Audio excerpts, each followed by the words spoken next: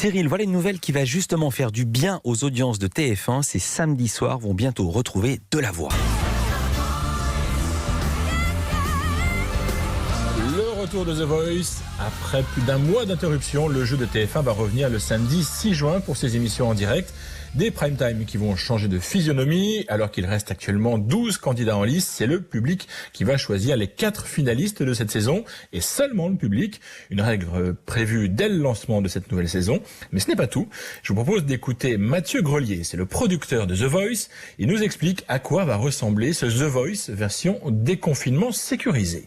Initialement, on avait envisagé, quand on était en cours de saison, bien avant l'histoire de la pandémie, de faire cette finale dans la salle du Palais des Sports avec un public de plusieurs milliers de personnes. Ça, évidemment, en ce moment, ça n'est pas possible. On espère qu'on pourra le faire l'année prochaine. Et du coup, là, on a revu notre dispositif de façon quand même à proposer un grand spectacle, mais qui soit donc en accord avec les normes sanitaires en vigueur. Donc, on va aller en plateau, dans un décor inédit, qui permettra aux talents de se produire avec de très belles mises en scène.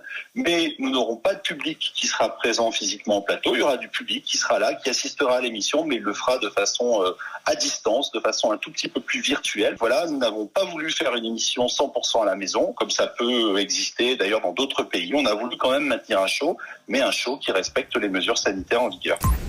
La seule absente de ce retour de The Voice, c'est Lara Fabian. La coach est confinée au Canada et comme les frontières sont fermées, difficile d'imaginer qu'elle puisse revenir pour les 2 derniers épisodes de l'émission. Mais rassurez-vous, elle sera bien présente virtuellement pour encourager ses poulains. Nous avons quand même demandé au producteur s'il avait imaginé que cette saison de The Voice puisse tout simplement être annulée. Non. On n'a jamais envisagé de l'annuler parce que ce n'aurait pas été respectueux ni pour les talents, ni pour les coachs, ni pour le public.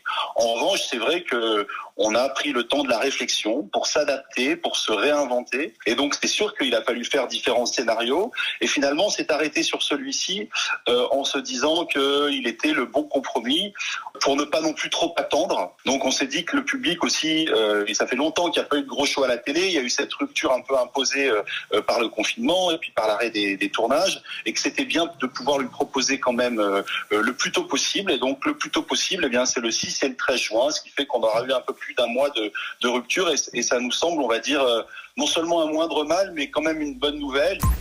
Mathieu Grelier a tout dit, retour de The Voice le 6 juin sur TF1.